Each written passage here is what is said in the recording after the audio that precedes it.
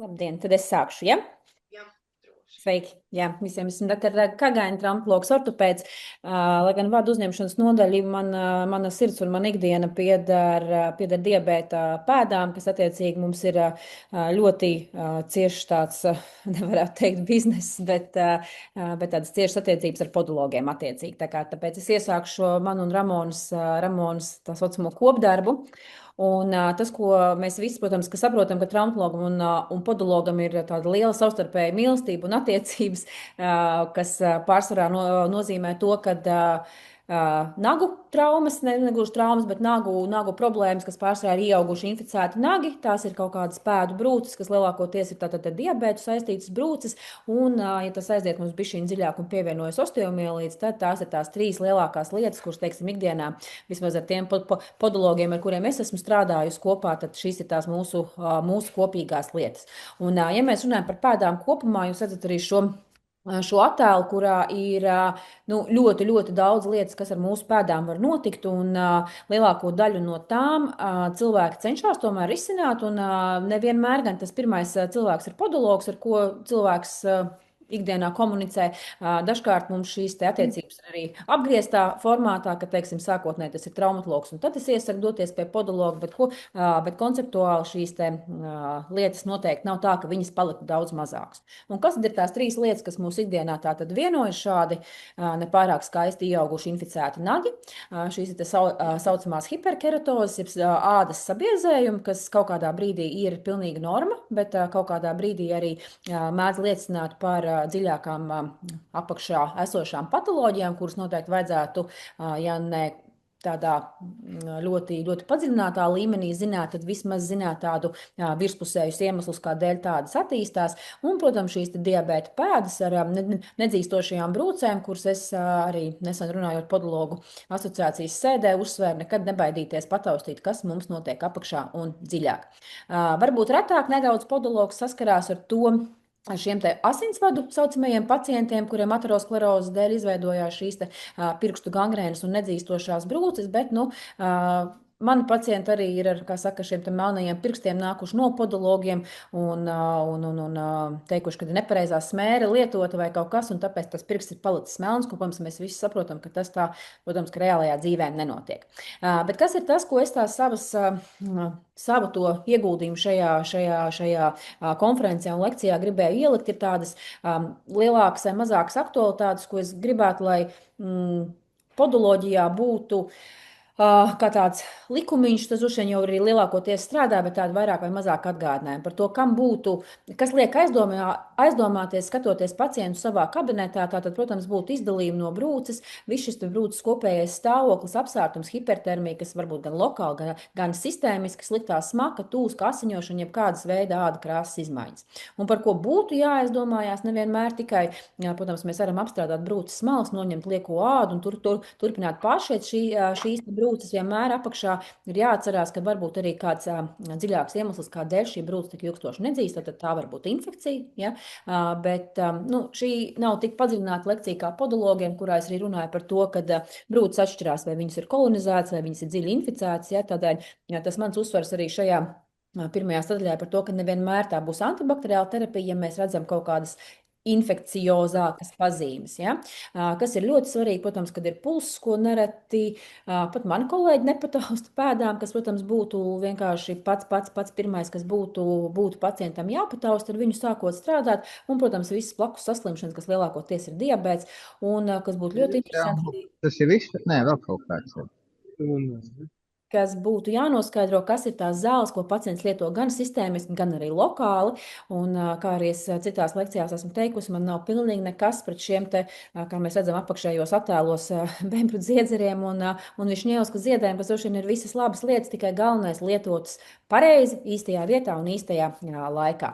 Un tas dažreiz, ko diemžēl nesaprot ne pacients un dažkārt arī ārsts vai podologs, ir tas, ka mums arī vajadzīga, mums ir vesela āda ap šo te brūci. Ja? Un tas nozīmē, ka ja mums ir tūska vai dermatīts vai trofiskas izmaiņas vai citu saslimšanu izraisīti apstākļi, kas neļauj šīm te brūcēm dzīt, tam ir, protams, jāpievērš arī liela uzmanība ne tikai pašam caurumiņam, kuru mēs cenšamies izārstēt. Un ko es arī iepriekšējā lekcijā biju uzsvērusi par to, ka bailes pataustīt dziļāk, iespējams ir tādēļ, ka nezinu, ko darīt tālāk, ja tiešām secinās, ka šī brūce ir dziļāka kaut kādu kaulu infekcijas dēļ.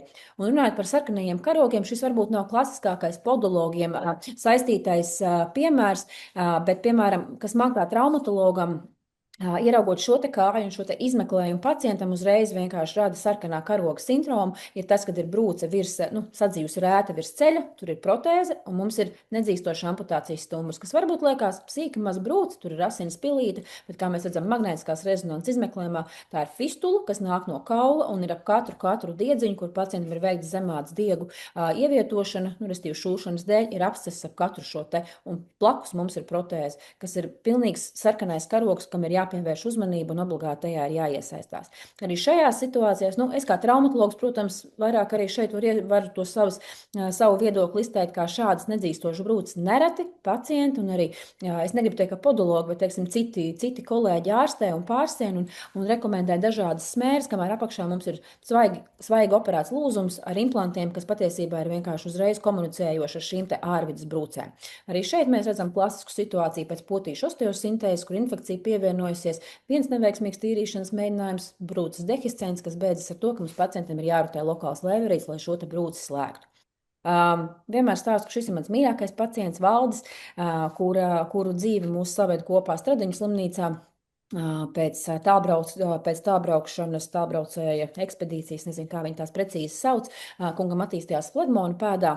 Viņš nonāca rezultātā pie mums traumas slimnīcā un ar šādu brūci, kas jau ir izrevidēta ar VAK terapiju fonu pielietot, rezultātā pēc 2 gadiem izstāsta šādi, kas, manuprāt, ir lielisks pierādījums tam, ka ja šis kungs primāri kā diabēta pacients būtu saņēmis, bet būtu zinājis, ka viņam ir podologs, ir viņa esenciāla nepieciešamība šajā dzīvē un šajā dzīves posmā, kurā viņš slimo ar diabētu, iespējams, viņam šobrīd nebūtu šāda viena kāja, un šī ir Valda otra kāja pēc pāris gadiem, kad atkal reisa laikā viņš uzbērz mazo tulzniņu, bet šajā reizē viņš bija ļoti uzmanīgs, un viņš bija pie podologiem, viņš bija pie manis, bet, diemžēl, šī tulzna sākotnēji arī izskatoties ļoti tiešām virspusēji, tomēr pēc mēneša progresē līdz šādam flegmonas stāvoklim, kā rezultātā arī, piemēram, ko es saprotu, ka podologu praksē tas īsti nav, laikam, tā pieņemams, ka tos rentgenus izvērtēt un dažādas šādas diagnostikas veikt. Šis vienkārši ir tāds informatīvi, kam var kādreiz pievērst uzmanību, ja ir pieeja šādiem materiāliem, piemēram, arī šeit brūces sākotnēji nebija tik dziļi redzama, pilnībā nav komunikācijas ar kaulu, bet dažkārt arī ir jāsaprot, ka kaut kādas pēda deformācijas, kaula deformācijas ir tie iemesli, kādēļ pacients pie šādas problēmas nonāk. Un šajā, protams, ir operācija attēl no šīs pašas operācijas, kas beidzās atkārtot ar pēdas visas laterālās malas rezekciju, flegmona sanāciju, bet iznākums mums ir ļoti labs un Valdis ir priecīgs, bet vairāk viņš nebūs tālbraucējs, jo viņš ir beidzot sapratis, ka laikam šāda dzīve viņš negrib beigt bez abām kājām. Šis jau ir tāds nākotnes stāsts, ka viņam tiešām viss ir kārtībā un viss ir ļoti labi.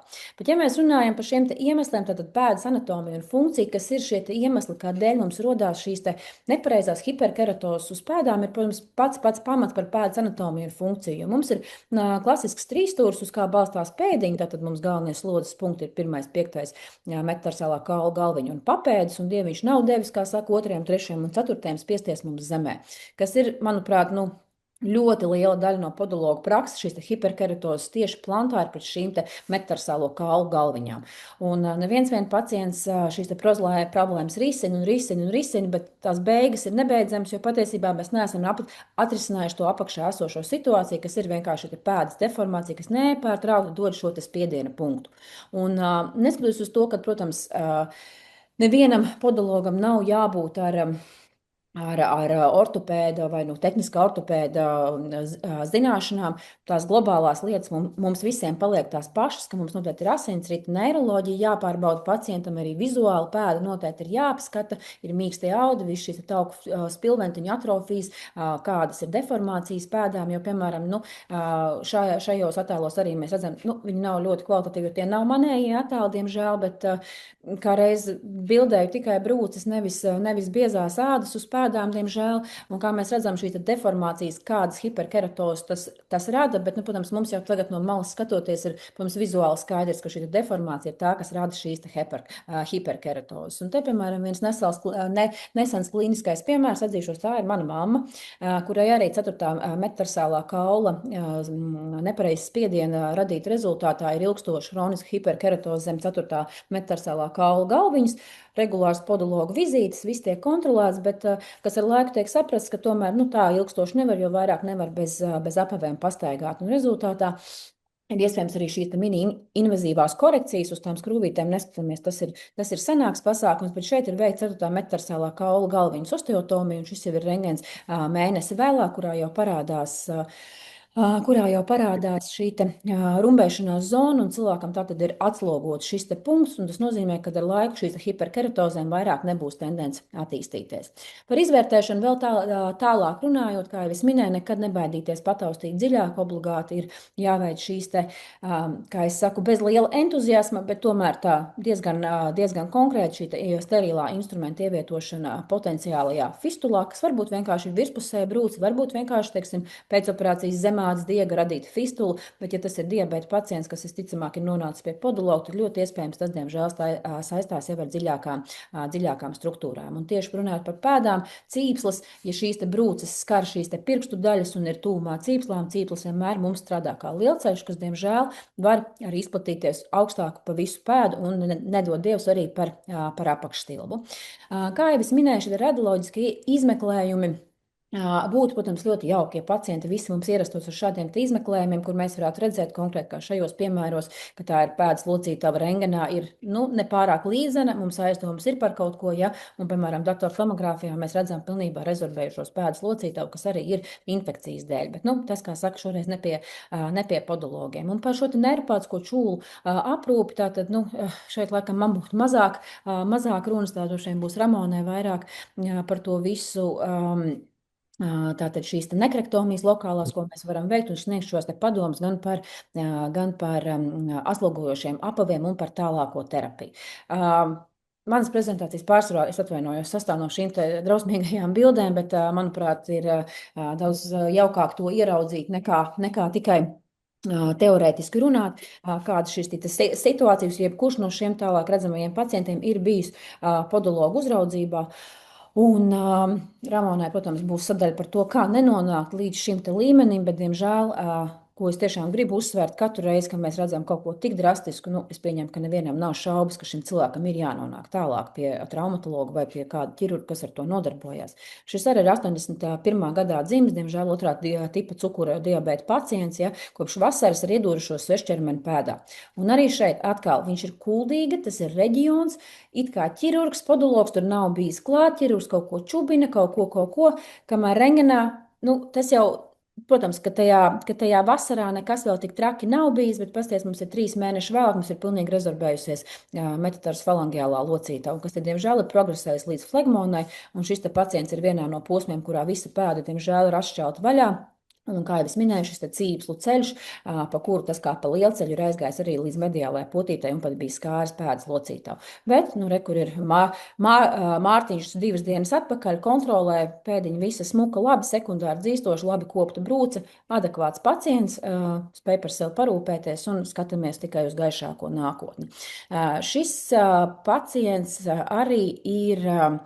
Kā mēs redzam, ir jau zaudējis iepriekš 5. staru, ja, un atkal šīs pēdas forma, pēdas noslodze ir izmainījusies, ja, un tādēļ attīstījušies šī trofiskā, neiropātiskā, dažādu kombinētu ģenēžu radīta čūla, ko arī mēs, protams, varam mēģināt šādā veidā, ja tie audi ir, kā saka, padodās tādai manipulācijai, un šajā gadījumā tikai tāpēc, kad ir jau veikta viena stara rezekcija, ir iespējams arī šīs neiropātiskās čūlas šādā veidā, piemēram, slēgt.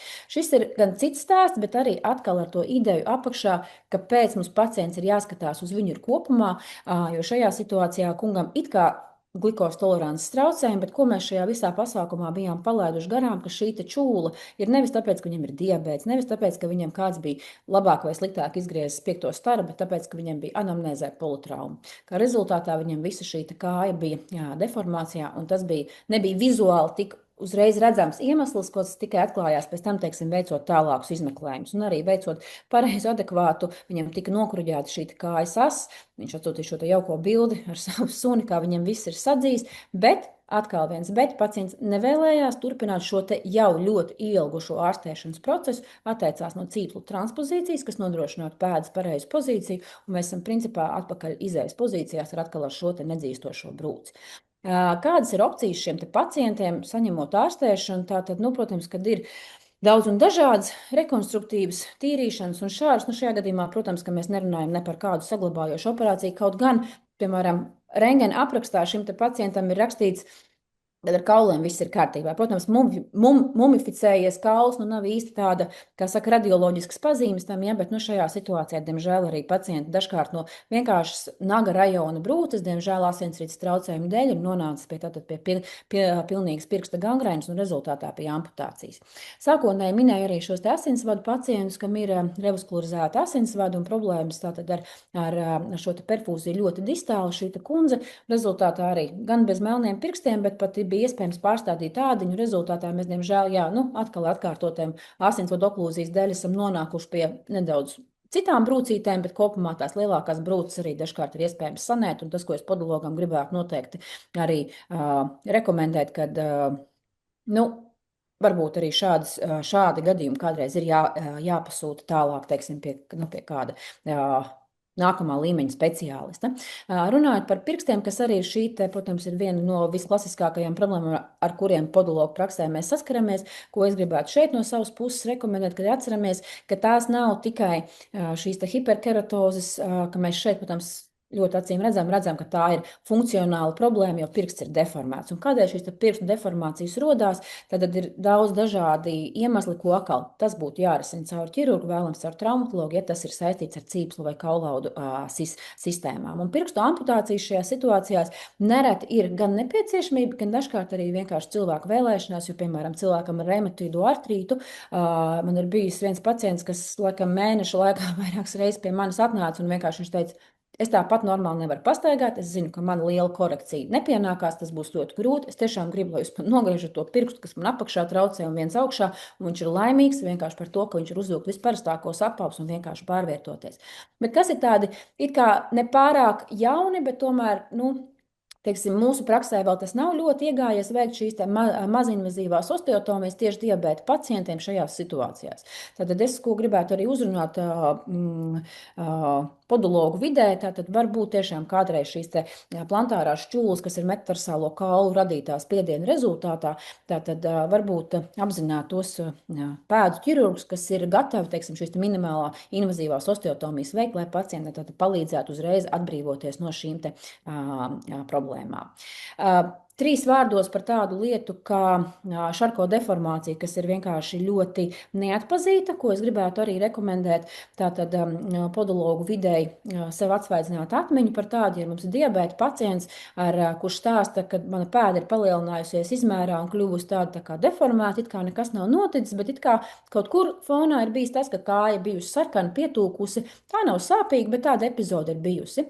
Bieži vien tas rezultējās ar to, ka pacients ir ieguvis šo saucamo šarko deformāciju, kas nozīmē to, ka kauli principā ir ieguvuši tādu tā kā infarkta stāvokli, viņiem īslaicīgi nav bijusi asins apgāde, un pacients to neizjūt, jo viņam ir neiropātija, viņš slogo šo kāju kā agrāk, bet viņš pēc laika pamana, ka viņa ir kļūst tāda liela. Respektīvi, kas ir noticis, tie kauli vienkārši salūzuši zem tās slodzes, ko cilvēks ir devis, nemaz nezinot, kas notiek. Savā praksē es personīgi esmu tikai 2 noķērus, kas ir atnākuši, burtiski 2., 3. dienā, ka viņš vēl nav paspējis šis kauls sabrukt. Mēs viņus uzreiz imobilizējam, viņi nepaspēja salūst, un pat ja ir salūzuši, viņi sāg vismazākajā iespējamajā deformācijā.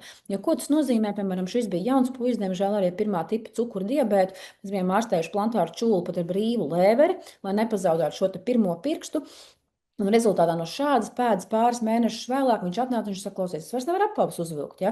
Un bija absolūti skaidrs pēc pēdas formas, jo tās ir ļoti klasiskas formas, kādas viņas izskatās, tad viņam bija visa šī pēdas kaulu pamatnes bija sabrukušas un tad sadzījušas šajā deformācijā.